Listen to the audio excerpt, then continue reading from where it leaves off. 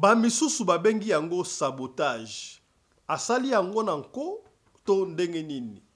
Juben Piana, Jean Beden Piana, Mokunti ya Wenge BCBG, chef de clan Piana, akei matanga ya mwana na ete Océane Piana. Pona nini akei te?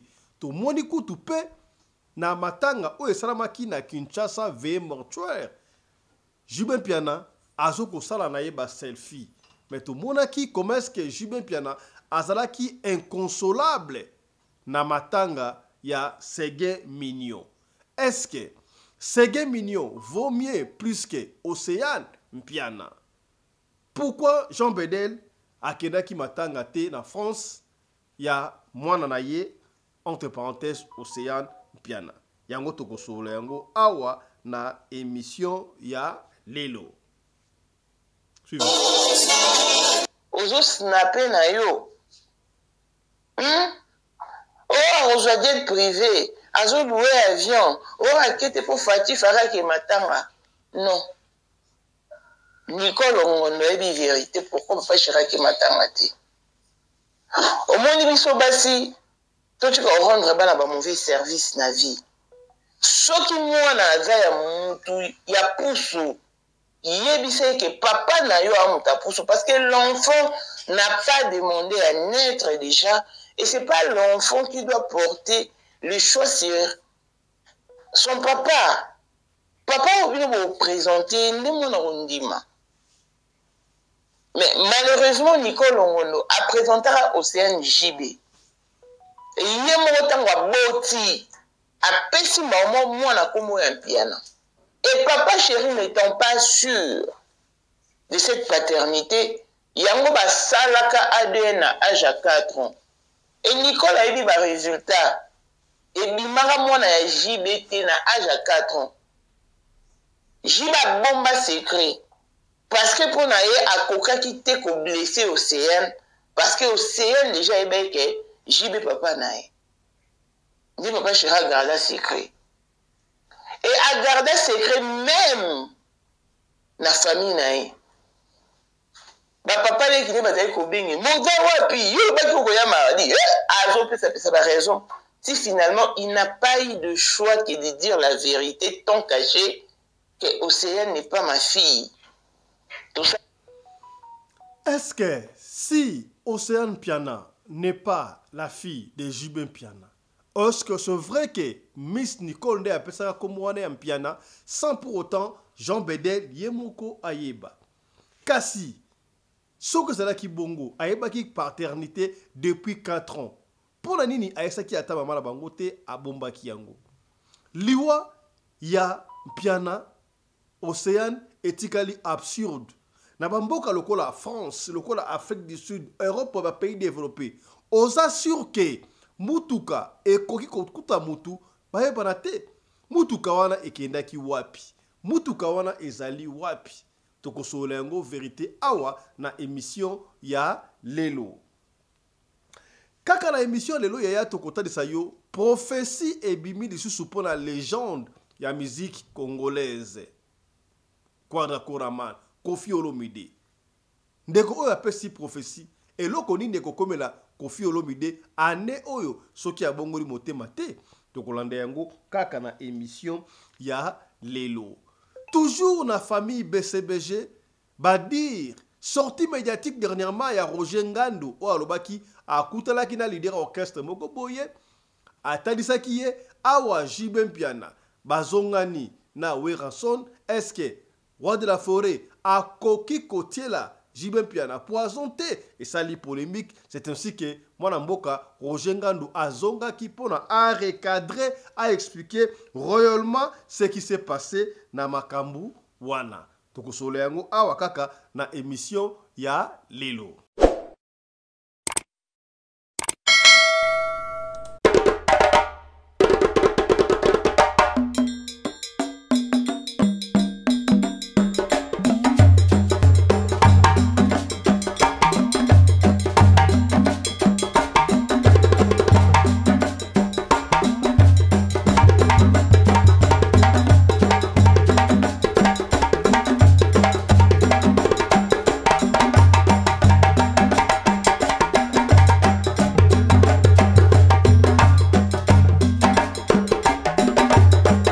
mobali mbinga na mwina ngolo aboya hydroquinone soki ezotambola basheri bazokoya mayanga na retrouve douce tendresse affection epa na yo nasalelo Mbote na bino bandeko balandi ya radio Lokoye télévision bisika nyonso to bozwami. Merci na confiance pe fidélité bo pesaka programme oyo radio Lokole masolo et pa yo pito kutanaka chaque fois pona ko solo la makambo zali koleka bongo na communauté na biso africaine. Mingi ya biso batu oyo tolobaka lingala. Kombo na ngai Fiston Pelende tata ya Sedeke. Tolingaki kolekisa makambo ete parce que baka yango masolo o to betaka ezali pona communauté na biso esika ndeko akwei yo okoya te to ye na lombango na tongo pona kota le point sur les i parce que ekomi bongo un peu polémique depuis Océane Mpiana mwana ya Jibe Mpiana oyo akufaki tamponné par une voiture invisible, ça fait couler beaucoup d'encre. Makambu yango e bandaki uto ba dese bandaki kolanda na bongo na orchestre Wenge BCBG, orchestre Cher ya Papa Chéri. Finalement, polémique e bandaki ne bandeli mwana oya kufi ndenge nini, il fallait ki mutu moka kufa 5 personnes ba kufa na 5 wana moko biologique fa kufa et consort mona ki batu ndenge balandana ki na ko kufa. Ba mulala bakendaki ba sege mino bakendaki ba do ebele ba okende tangu kaka comme na Océane Mpiana balobi non voilà moko ya makila ya Jibe Mpiana akufi kasi liwa ya mwana oyo Océane Mpiana ça fait couler beaucoup d'encre et bandeli awa zalaki lokola maseki batu ebele ba dutaki na paternité ya Jibe Mpiana et pas ya Océane Mpiana kasi au fil du temps parce que le baka c'est l'avenir qui nous donne raison. Le kuta est à sincère, mais vérité est à escalier et komaka. Est-ce que oyo batu ba ikoloba et ça li vérité to ezali nini? Et ça là qui ba spéculation. Ba pesa ki Océane Mpiana paternité à 3 papas. Ba misusu ba nekoloba ote azali mwana ya Jibe Mpiana te, azali mwana ya Frankie Sekia, biso habité, azali mwana ya Frankie Sekia te, azali mwana ya Sam Chintu. Mais c'est Samuel. Po mutoye baka mwana papa ya mwana ezali mama. Est-ce que makambo zaki ya solo to ya lokuta batu babandaki ko minimiser yango au fil du temps. Tango kutu Océane Mpiana akufaki batu baselaki bamo la réaction JB. Ti 24 ans mobimba, c'est comme si JB ayebaki to ayebaki te. Pourquoi les gens se sont dit oh JB peut-être ayebaki te parce que na statut à JB abanaye ko tana ye. Est-ce qu'il était au courant que sa fille est décédée ou il n'était pas au courant? Parce que tu as dit que ceux qui m'ont dit Koufi m'ont dit que ya libanda bako benga liboso papa na ye. Et par après Jibe Mpiana il a pris du temps ici en Afrique du Sud pour na azonga Congo. Beaucoup de gens croyaient que Arokende Matanga ya mwana na ye. Mais Jibe Mpiana accueilli matanga ya mwana na ete. Ce qui nous amène à réfléchir, est-ce que mwana oyo Océane Mpiana azali vraiment mwana ya Jibe Mpiana parce que ça nous écoeure. Papa, oui c'est vrai, on a la moitié officielle, bana officiel ou abotama normalement, ka soki papa aboti atabana libanda. Est-ce que mwana o baboti libanda na o andako basala kana même droit parce que bango nyos basali libanda ya papa wana. Mais batu abongi lokola moi négligence mukie ya Jibe par rapport à Océane Mpiana. Qu'est-ce qui se passe? Ceci nous amène à réfléchir. Na emprunté maloba oyo mama Miss Nicole Longonda bana koloba mwana ya Jibe Mpiana ba yibi ngai mwana nani ya yibi mwana. Ce qui nous amène à réfléchir encore davantage. Ce qui tozongi na sima il paraît ba koloba tango Océane Mpiana abotamaki Jibe adutaki na paternité wana. D'ailleurs, tant au moins la botte c'est Nicole Longondo mutu a se précipitaki ya kopé sa mwana kombo ya Mpiana. Est-ce que Jibe était au courant? Jibe n'était pas au courant. Il paraît même que Jibe avait refusé, mais grossesse wana, il n'était pas sûr de la paternité. C'est ainsi qu'à l'âge de 4 ans, basala qui testé ya ADN. Et bimaki bongo Océane Mpiana asali mwana ya Jibe Mpiana te mais pour na ko blesser mwana te ndenge d'après et kolobama Jibe atika ki yango ndengo wana est-ce que na âge ya 4 ans mwana ko yebaka mwana Tout le monde a ban et belé ba kola ba papa ça te. Si seulement si était vrai. Pona nini Nicole Longondo. Ala kisa ki teke papa oyo abota Océane yeyo. Abomba ki pona nini. Est-ce que entre Franck Isekia, Monsieur Samuel, dans JB Piana, pourquoi est-ce que maman prophétesse avait préféré ya ko dédier paternité oyo et pas ya JB Piana? Et si seulement si, parce que là qui ADN et ben qui mona JBT. Tant que mona qui za mona JBT parce que moi muteba ka mona et ça dit muteba papa ya mona sali maman. Pourquoi est-ce que Miss Longondo, Miss Nicole avait continué à garder silence? Le coup là parce que là qui ADN et je n'ai pas dit que c'est moi. Papa fiston, il y a que ma famille a été otoyoki.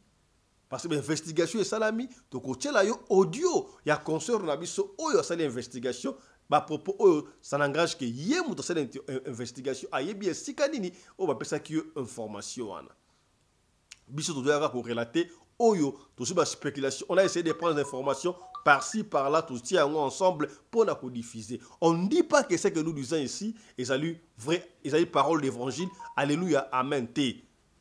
Toujours réfléchir à haute voix. Mais apparemment, réaction au JB à Sali, likambo au JB à Sali, est-ce que JB à Zanga qui moyen à Okende Poto, si seulement si moi n'en ai à Koufaki, ce qui attend la résidence T, et qui a segui visa, moi n'en ai à français, à Koufi, croyez-vous que Bakopi me l'a visa? Pour Nanini, JB a boyé Kokende. Yangwana ba raison et pour ça, il faut réfléchir un peu plus haut, plus fort, plus loin encore. Tu vois? Bon, ce qui est ça que JB a dit qui paternité wana. Mais puisque tu avais déjà accepté paternité, pour Nanini comme à niveau du sous au boya, na souka au décliné. Et commis sabotage. To oya ko remarquer à cela qui est rare ya on a suka alingara panzampoki wana po epesi batu mutu ko swa. Croyez-vous que ndenga lobaki na ibandela matanga ya Sege Mignon est plus important que matanga ya Océane Piana entre parenthèses qu'on dit moi na ya JB Piana. Tout le monde a commencé que JB Piana était attristé, très abattu na liwa ya Sege Mignon. Mais dans l'Iwa, entre parenthèses, Océane Piana, il était un peu à l'aise. Regarde la bonne image, on a comme oh, mais comment est-ce que JB Piana aïe matanga? C'est comme si aïe ndenge basbayaka. Or, tout le monde a qui na Sege Mignon, Bartouana ko kutaye. Il était accompagné, mais tout le monde awa. JB c'est là qui prend ndenge za JBT. Azo sana na écoute ba selfie et comme ici batou. C'est ce qui nous a poussé à aller réfléchir encore plus loin. Na côté là yo audio ya concert na biso Mamou International TV Show oyo asali investigation à découvrir quelque chose. Je ne dis pas que oyo concert na biso koloba et ça lui ferait mais to ko tirer en auto kango ensemble na biso histoire wana ça paraît et pèse-moi sens et pèse-moi droiture. To ka explication à Mamou International TV Show que je salue en passant et si Kazali ma consoeur voilà. Et bon, continuer l'analyse. Suivez un peu ça. Suivons. Et sa prétendue fille, Océane Piana, qui a tiré révérence depuis si peu. Et Lélo, nous sommes face à la réalité. Je crois qu'il n'y a plus rien à cacher. Océane a Koufi. Biso je te bats Océane Piana. Mais en réalité, Azala jamais Océane Piana. Azala Océane Isekia. En tout cas, c'est drôle. Basi, ma maman, il faut tout tambola bien et puis il faut tout faire la vérité. Parce que maman a eu mukolo mwana. Ça ne sert à rien que je mwana ya mutu mususu ko pesa ye na mutu mususu. Bandeko. Biso so mona nde Océane Piana Koufi, to mona Océane Piana na JB. Voilà, rapidement, nous allons suivre l'explication. Il y a notre concert. Suivez. Oh là là. On va suivre ça ensemble. Piana Koufi, tout le monde a Océane Piana na JB. Tout le monde a été dans le mariage à Abraham Piana. Ah, papa chéri asangisa bana. Ah. Moi, on a tant à couper papa chéri azalaki awa en Afrique du Sud. Ayaki na eka kopema. Ayaki na compte orchestre te, oko signé contrat te, ayaki kopema. Ça me coûte qui awa. Et n'efse bino papa chéri ozonga. Bon, azonga ka jour n'efse bino ozonga. Mais avant d'aller quand même, fallait moi 2 jours, 3 jours, les sous, ça qui est sous qui après, aille aux vol à zone. Je vais remarquer, maintenant, il y a océan, et tu n'as jamais dans un monde fleuri. Liboso, papa, je rappelle ça qui raison, que Alingi n'a été éco, ma oh, il y a qui appelle ça qui ombo tété, oh, il y a qui n'a mon tokabo, il y a qui n'a mon tokabo. En tout cas, n'a pas de commis comme bon, mais en hôtel. Vous excusez-moi d'être direct. Il n'y a aucun papa au monde qui puisse perdre sa fille. Et à la attitude au papa chéri Zanango. Tout le monde qui n'a pas de séguin. Papa chéri est inconsolable, est très abattu. Atikala aussi ma téléphone. Mais na matanga ya prétendu mwana na ye papa chéri moko osa ba selfie a snapper donc c'est un message qu'il est en train de passer, de véhiculer. Comprendra celui qui voudra ou celui qui pourra. Il est clair dans ses agissements. Biloma bokani si ceux qui Daïda, tout qui Soraya. Il y a qui Abraham Piana. Papa, je vais dire Zaboué. Maman Agnès. Agnès, on va venir avant Diwana. Et moi, dans ces dossiers, non condamné dans ma papa charité. Parce que Anne est torté. N'est-ce pas qui bino awa que basalaka ADN tant moi na 4 ans parce que makambo ezako mibele moi na Sam Chintu moi na ya Franck Kisekia parce que Nicole Longondo azaki penza moi si ya Franck Kisekia et à l'époque papa ba Franck Kisekia azaka ambassadeur et ce motali Soraya bien parce que l'émission Moussoussou la boya na osala. Et puis, on a dit ça, on a dit ça, moi, la Franck qui sait que ça, la ADN, moi, la bima, la Franck qui sait qu'il y a. Et bima, mon JBT, na âge à 4 ans. Mais ma belle papa chéra, ça là, a bomba secret, a bombé la famille, na évité, a bombé la maman, ou a boutaye. Babi so niwe baba na jibe oye baba wana mbunzo oye baba wana mbebo bata mbebo ya se musuni se mbebo se so alikolo je sais plus mbebo ya la musuni bata na mbunzo et morphologie ya jibe ndinga ezali morphologie ya papa na so tali bampiana nyonso baza forme jiba zala bakokana mais océane avec une nana JBT on a olo baka makambo oyo elobami na famille nazo inventer loroté nazo ebisa bino oyo elobami na famille o ba tubomi tout na pourquoi jiba kete parce que océane a mon na jibe mpianate. Voilà la vérité et ce n'est pas encore tard bakoki ko refaire lisusu ADN mais Nicole Longondo ayebi ke tomba salaka ADN mona bima na JBT ayebi papa chéri talaka déjà mesana wana mona bandioni bazaka pe oke kotala mona et amonaka ayakoloba vérité.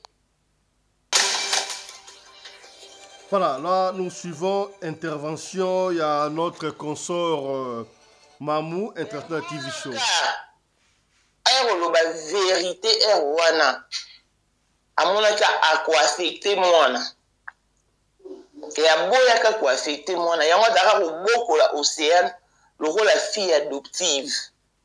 Mais en réalité, elle n'est pas son sang. Un pianaté. Papa chéri, a kokane pression te, a lingane pi marambuté, oh, te. Neti bonne a mati ba miniature. Na likambo kutu. Elo, eza yete. Mais ndimi kaka po, na bolingo ya pesaka mwana misana na ye. Parce qu'alobaki ke, okoki pe ko adopter mwana. Obo koleka nde mona bana na yo. Mais en vrai, Océane Piana, azala mwana ya jibe Piana te. Wow. Mokili ya makambo, Océane akufi, te observer. Papa chéri, ye moko azaki ko rassurer batu. Ke aoke matanga. Aoke de France. Pour bateau, dans la cercle, papa chéri, bah, il dit que maintenant, il a qui dans mon fleuri, mais il a qui n'a gombé. Nanda papa chéri, mon chouchou. Il a qui va matanga, mais bateau, n'est pas ok, il t'a les kuna.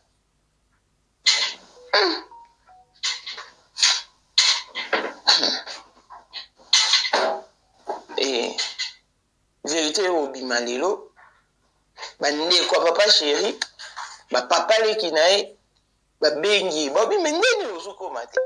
Parce qu'elle sait que tout le long mardi.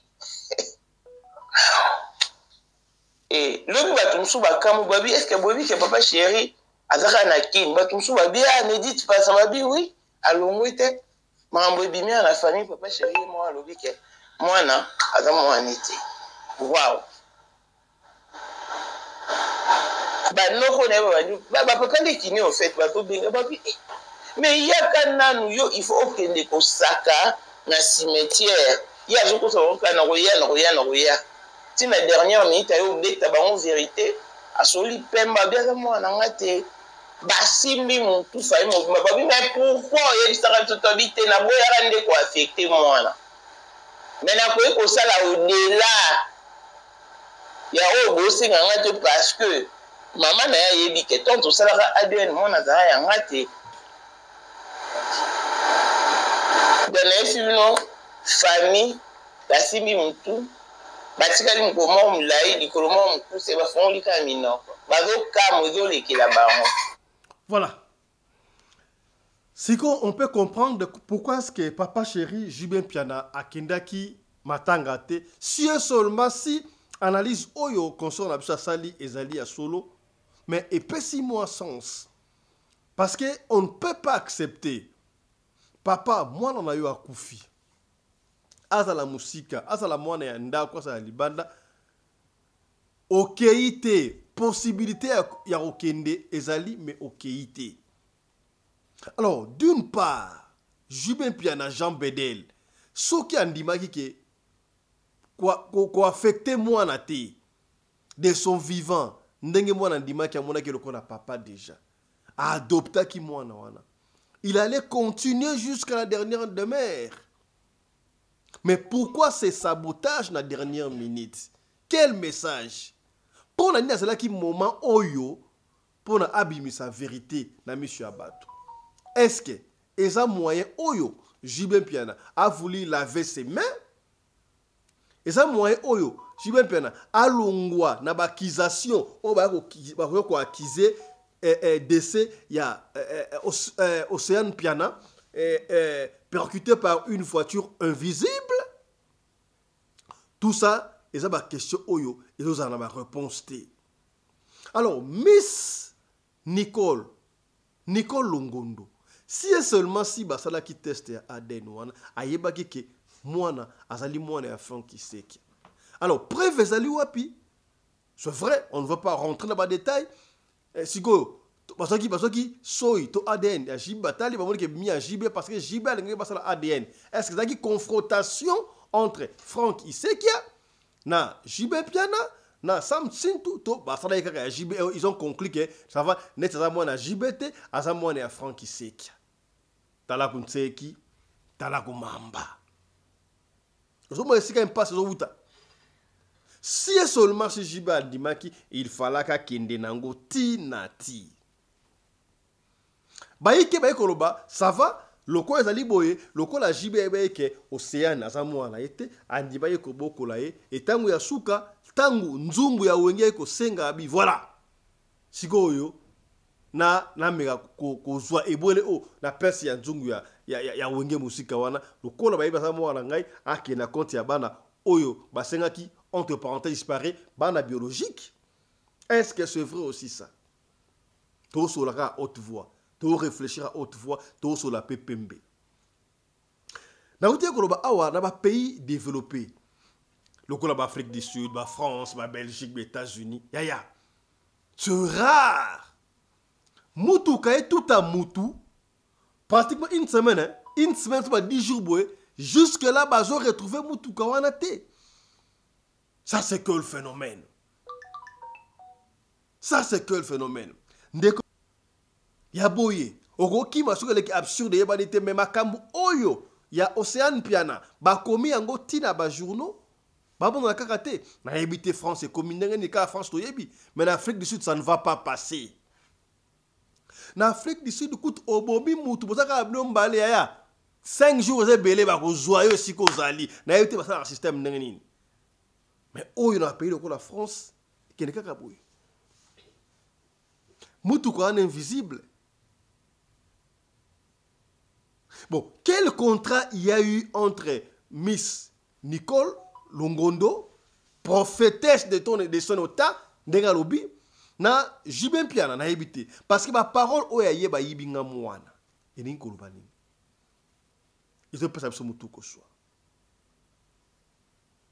Bon, ce qu'on ne comprend pas quand même, JB Piana a boy ko kene matanga, dans la fin des comptes admis vérité que Océane azamwana yete muta pesa ngudu komwana mwasi anga welaki yango basi o ya kala mama poto yango balobala bino moko mwasi azalaka mutu ya invité mama soki mwana azali kokola alingi bilula lula matalana doki komila eloko ya bien asala nango salaka attention bendaka matoyi bango nde bako ba mama o marko balandaka esika mbongo zali esika lokumo zali Ozalaki na Franck Kiseki, to solara pembe. Azalaki na Franck Kiseki, à l'époque Franck Kiseki, azalaki mwana papa Kiseki, azalaki ambassadeur. Tangu talo wangeleki, tangu ba JB Piana ba JB Piana abandi pe kobima na JB. Yango akosela ki ezemi to ndenge nini. Na ebité M. Samuel a intervenaki na niveau nini. JB quand même a apprécié aboyi kokele matanga. Mais banana ye basora ya ba msusu wa nani banani susu lo bana yoka bien baste Patrick te basora ya ba msusu za nani susu wana Daïda Junior na Abraham Piana bango d'après histoire de Toyoki, nenge papa bomba ki ba aden wana ba eba que c'est leur sort. Ba zalai quand même na matanga ya kolela ndeko na bango. Est-ce que tango ba koyeba vérité oyo ils vont regretter nenge ba gena ki matanga? Tala kunseki, tala kumamba. Merci quand même, JB a permetaki ba mpiana mususu ba kende kolela mpiana oya bango. Commentaire réalité tout à l'heure, moi extrait, il monte au Zonga. Avec une immense douleur que je prends la parole aujourd'hui. Les mots sont lourds, tant le choc est encore présent. Quand j'ai appris ton départ, j'ai refusé d'y croire. Comment accepter que ma petite sœur, si jeune, si pleine de vie, ne soit plus là? Tu étais bien plus qu'une sœur, tu étais une fille précieuse, une amie fidèle, une âme forte, battante, profondément. Demoiselle d'honneur lumineuse, souriante, parfaite. Je repense aussi à ta visite, il y a à peine un mois, quand tu es venu voir ma fille Jasmine, tout juste sortie de l'hôpital.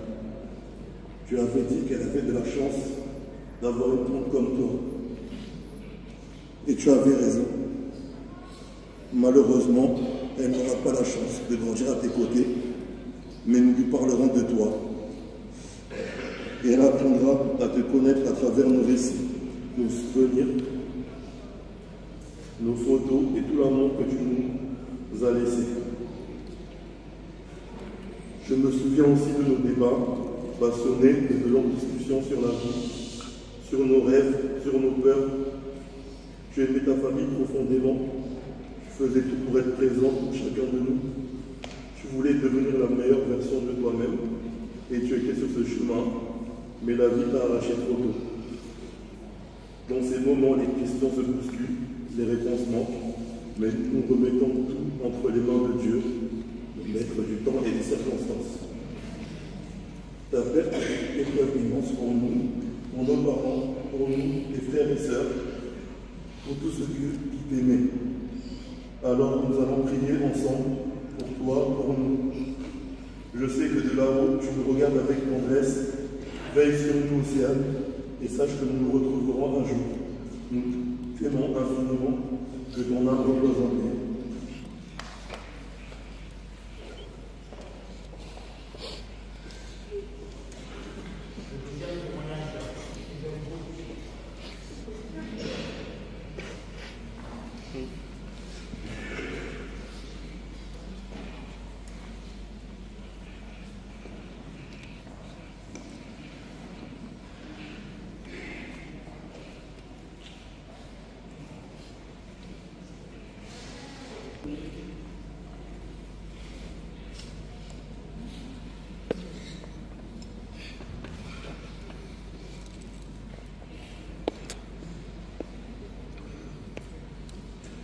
Je vais assister à ta remise de diplôme, à ton mariage, à tes anniversaires, à me dire. Nous avons encore trop de choses à célébrer ensemble. Les jeunes ne doivent pas partir avant. Mais je garderai en mémoire ta curiosité légendaire, ta joie de vivre, ton rire, mon cœur, ta gentillesse, tes boutages. Nos cœurs sont tellement brisés que les mots sont troublés.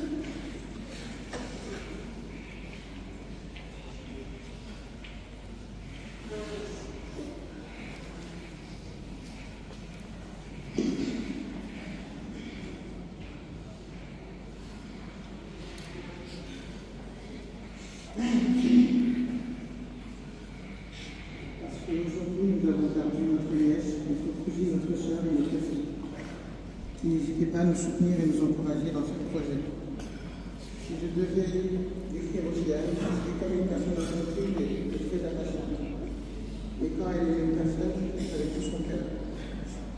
Nos cœurs sont tellement brisés que les mots me manquent pour les combler. Parce qu'aujourd'hui, nous avons perdu notre nièce, notre cousine, notre soeur. Aujourd'hui, on n'a pas seulement perdu notre aîné, mais aussi notre deuxième mère qui assumait tout le temps son rôle sans hésitation. C'est pourquoi on ne te remerciera jamais assez d'être notre grande sœur. On sera toujours fiers de cela. Et pour cela, on te dit merci. Et moi, ce que j'aimerais ajouter, c'est que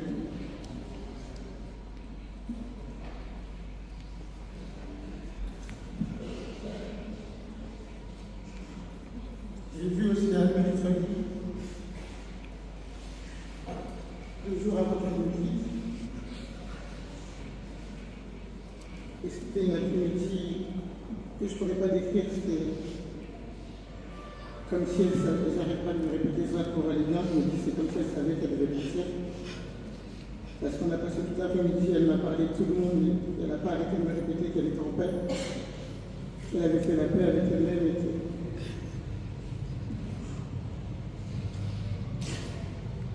Et elle voulait quelque chose dans la vie, c'est être aimée, c'est avoir bien en connaissance. Et aujourd'hui, on a une église qui est pleine, pas pour son mariage, mais pour sa mort.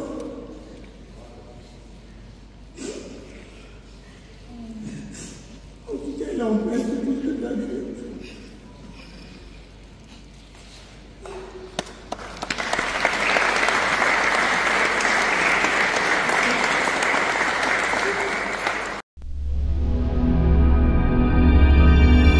tala libulu oya munene o ba découvrir awawa eza 5 minutes et na frontière oyo ya munene o esangisi Mexique na États-Unis botala omoni esika o basala clôture wana ngambo wana Mexique ngambo oyo États-Unis me batonga libulu oyo eza libulu ya plus de 25 km eza kobimisa mutu mbala moko na kati ya ville elingi lobake soki batu bakoti na kati ya libulu oyo bozomona oyo bakotambola batamboli baketi na kati ya ville ya San Antonio ville oyo eza awa na kati ya Texas babimba mo na kati ya ville kuna libulu oyo badécouvrir yango avant-hier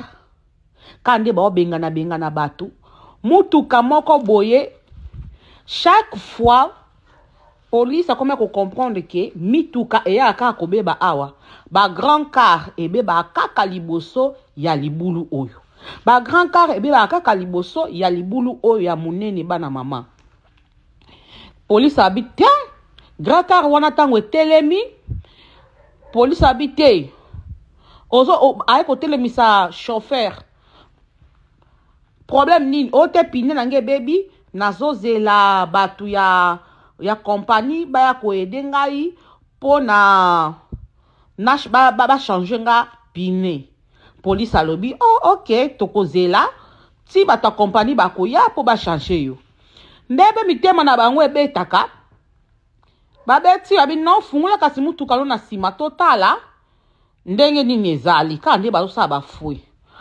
bafungola mutuka grand car boy na sima boy bakuta boy tala batu plus de 150 personnes na kata grand car wana na ndenga sima nzoka nde bayaka na batu bayaka na baputulu tine sika libulu wana eza soki mulile ekoti ale batu bazindika na libulu wana babandi kotambola makolo eza na baminda ozomona ya bajoni na mipanzi wana bomona oyo ya bapembe oyo bleu eza na baminda batu wana oyo batambusa batu na banzela oyo bakotambusa bino botamboli ti boyo bimila na ndaku oyo eza ndaku pe ya mutu eza na mupanzi wana pa abimi mba moko bokoti na kati ya bobimi na kati ya ville pena ya ville ya awa na kati ya ville ya awa balobi selon bango libulu oyo ndenge evandela ekoki kozala ke basalango déjà ça fait 10 à 15 ans o libulu oyo eza siko ekamwisi batu banda basala yango ndenge nini basoda na biso ya kote oyo nanu badécouvrir te ke libula modèle ezaka eza tala botape de sika mabende wana eza esika sécurité police eza makasi ya basoda eza makasi hélicoptère etambola makasi mais comment bango bamonaka libulu te omonika na mwa nini batu ba grand car ebebaka wana babiki ekosala ba 10 ans à 15 ans oyo batransportaka biloko na libulu oyo bango moko bazomituna me komati sikoyo kaka nde baya kodécouvrir libulu oyo est-ce que combien de biloko oyo ekoti na kati ya mboka oyo à travers libulu oyo combien de batu bakoti à travers libulu oyo yango gouvernement azana nuka kokanga batu nyonso te azaka kobenga na batu nyonso te azobenga na batu oyo bazana na batu oyo bazana no ba sans pena papier pena ya sans papier mais oyo bakota na bandenge ya libulu boye oyo basota bamai clandestin oyo bakota tout droit te oyo pe bana problème na bango oyo pe basi babwakeli ngunda na bango te oyo pe bazozela badocument na bango mosala te mais aza kobenga na bato baya na banzela ya clandestin boye bato oyo bakatisa bamai bato oyo baza na bacrime bato oyo basala mabe bana batesendon bango nde oyo ye azoluka azozongisa ndeti ndenge badécouvrir eloko ya boye baza kosala investigation ya koyeba ndenge nini etongama. Ça fait combien de temps botala vraiment na mboka ya bato? Est-ce que selon bato ebele balobi ke c'est que gouvernement pe basoda pe ebele oyo basalaka na frontière baza bayebi existence ya libulu oyo pour comment eza quelques mètres na esika oyo eza le plus surveillé mais bango bayeba te ke libulu existaka. Comment eya kose découvrir kaka sikoyo kaka baya ko découvrir existence ya mama kulutu na libulu ya modèle oyo libulu pene kenda ezaka libulu te mais couloir ko batonga na se ya mabeli.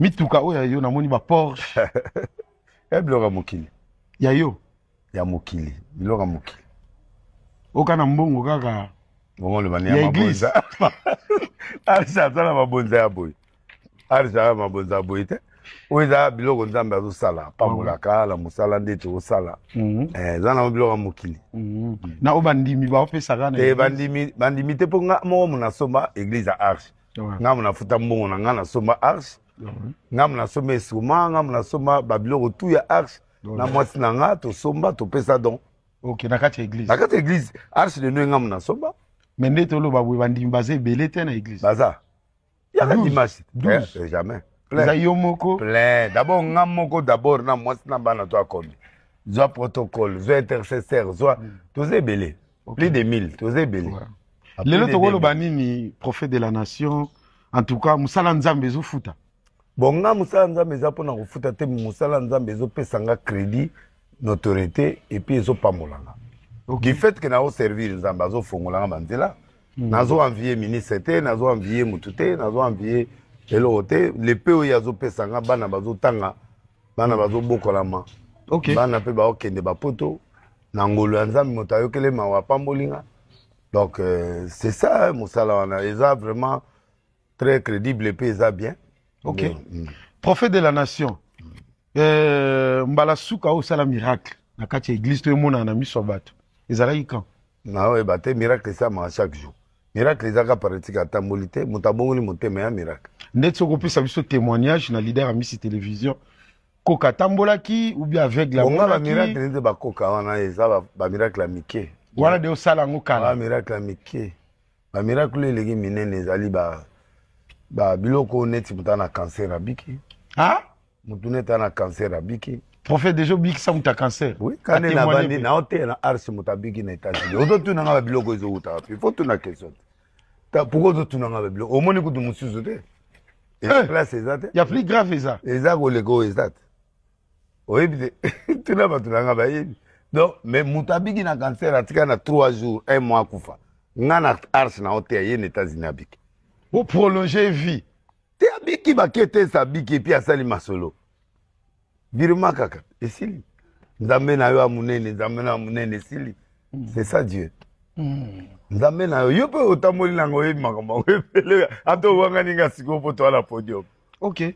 Prophète de la nation wana mama miracle ya soki etikala kosalema na balandi ya leader ya misi télévision instant surprise balingi bayeba omelaka moins 20 moins bière moins bon nga na défendu na masanga te mais namela babière penda trop te mais omelaka moke 20 verres moko mibale oui ça peut passer mais eza chaque jour te parce que ça on a sali 5 jours ba une semaine namela te asali combien de temps ba une semaine omela te donc mundimi pas zoleka mundimi pas leki amoni prophète na ngai wana namela na nzela te na ndako ok nakomela moi vers moi à 20 c'est bon ok miracle nini oyo ezoya otokoka moi prophète de la nation miracle eza kaka nde mboka ezokende boye baoteka biso mboka te mboka barebele baozwa yango te donc baya ata awa mais baozwa pouvoir te banani barebele wana nyonso elo wana natikela bino ka message yango wana ata bakoti Kinshasa baozwa pouvoir te pouvoir na Congo ezaka na élection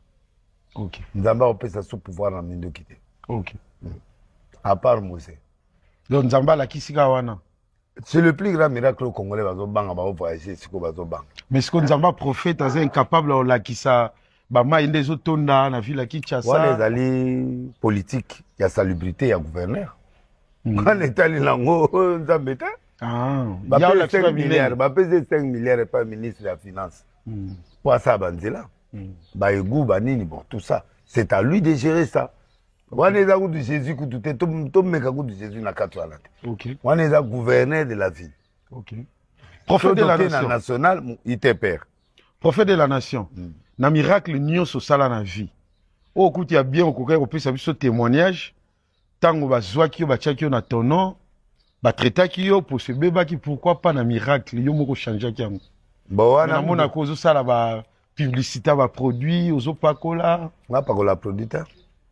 Pour dans style ça. Non, nga pakola produit te nga na naturel. Boyeza naturel. Ouais. Na sala kaka ba mafuta américain o pour bakata posonanga ba étudiant ba américain de ba pesa nga mafuta opakola. Ole bakata pourquoi pas la prière côté. Prière mo. Prière ezalaka na makambo. Changer poste. Non ezalaka te. Ba prière te.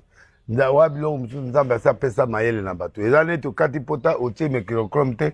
Odi traitement te lobi nzamba obikisa hotel. Obeli malaria faut melakisi. Pour qui c'est ça déjà? Olingo ki de braza tambola likola maite kende kozwa bake kende. So tambola likola mai okufa nzamba a sauver hotel. Prophète de la nation marié célibataire. Marié? Ok. Maria Mamatina. Ok. Bana combien déjà? Bana 5. Ok. Tout ça dans bango à na Kinshasa. Monsieur Bana Poto, monsieur Baza. Ok. Prophète de la nation, na bandeko yo balingaka yo, bako ya église eza wapi? Moloko 87 à la matete. Mercredi, vendredi 17h, dimanche 9h. Ok. Ok. De Erni na Erni. Bon, 17h à 20h, à 9h30 et puis dimanche 9h à 13h. Église ya moko. Baiser belé. Ok. Et ba conversion, ba miracle bando sala kala ya ba stade. Bon, vision en 2025 exact. Dans le lora profiter pour na sali koleka. Nga sala ba stade na ero kutu. Ba bisé le lo ba salate. Net stade ni no sala. Nga sala ba stade ya makasi avant ba fali, avant ba kofi, avant ba fere ba ngonyo so na avant ba wera, avant ba toara nyos. Na sala 9 fois, 10 fois. Si on a compté na touro moule betaki na maladie donc 10 fois 11. Na sala tata Raphaël plusieurs fois, na sala ba Massina plusieurs fois, na sala Vélodrome plusieurs fois. Donc ba stade nyonso qui ça na balea na créer na stade kufa na tcheli yango couleur 24 novembre. Beti yango plein. Beta plein. Ba muku na bazaki bango tout ba toi na baruniga o akoma rebelle wa. Bango tout bazaki na kati. OK. Eh. Et les autres lobani côté wana mutazate. Les autres lobani na record. Les autres lobani na prophète de la nation, miracle sala kala, ba plein sala kala et lelo ezali susute. Non, naza eloko prophète na komo lukelo musa osala. Oza prophète. Oui, mais prophète. Bon alingi na kota dimension mususo na sala te po biloko tu na sala wana. Batu musuti lelo pe basala ngote. Po na bastada batu basala ezaka batu otanga. Donc même ba leader a miné no basala te. Donc ngaka mutu na sala Kutino Sango Malamu Mutombo Malamoko apôtre Mutombo Maman Langi a sala deux fois oya sala na Beni Hill na moko ya yemoko ba ngalasi ba mekape ba sala ba dususu mais siko biso tika histoire pour nga sala on plusieurs fois. Donc ngana leader ya bangoto. Et lelo na Congo prophète na liste ba prophète on dit marabanan. Ah ngandi manga mowa. À part yo Kimbangu. Après Kimbangu nga.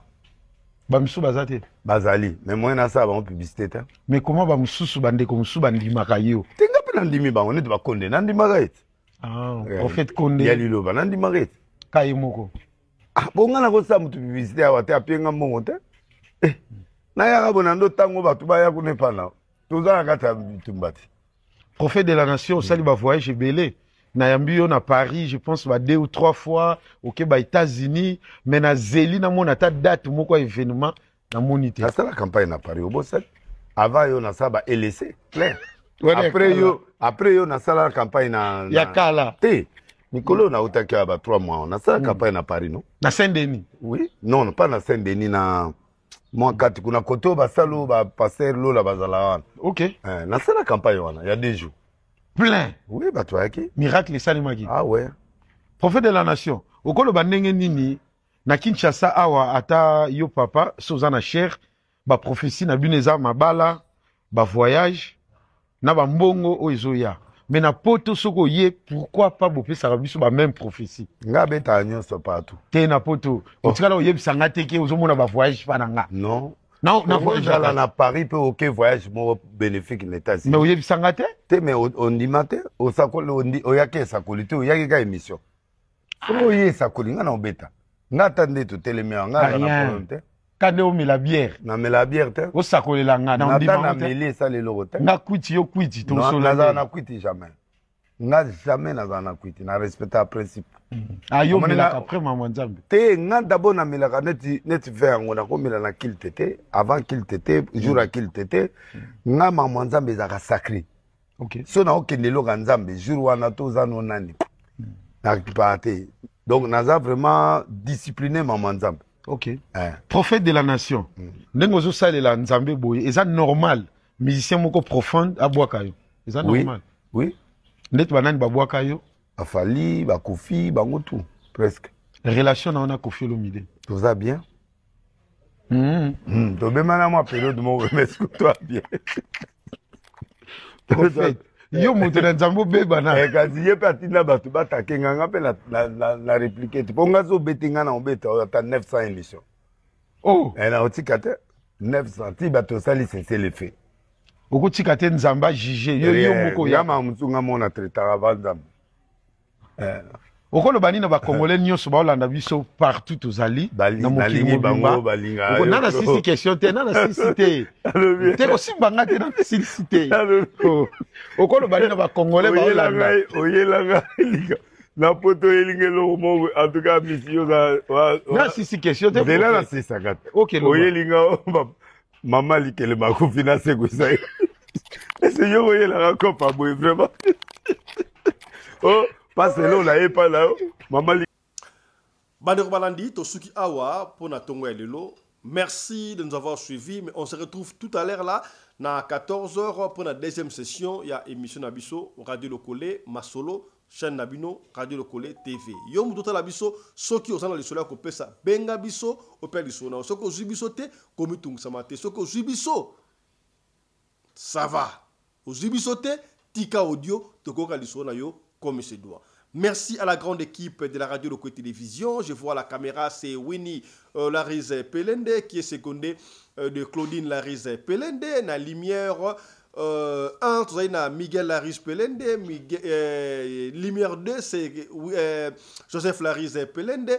De l'autre côté de la régie, c'est Chris Larise Pelende. Sous la coordination, il y a Mama Rina Pelende, la femme à la taille d'une tige spaghetti, sans courbure ni virage. Alors, au nom de toute l'équipe de la radio Lokole Télévision, nous vous disons un grand merci. Abonnez-vous, partagez. À tout à l'heure. Santé de fer à tous. Hein. Chap chap. Et tchara.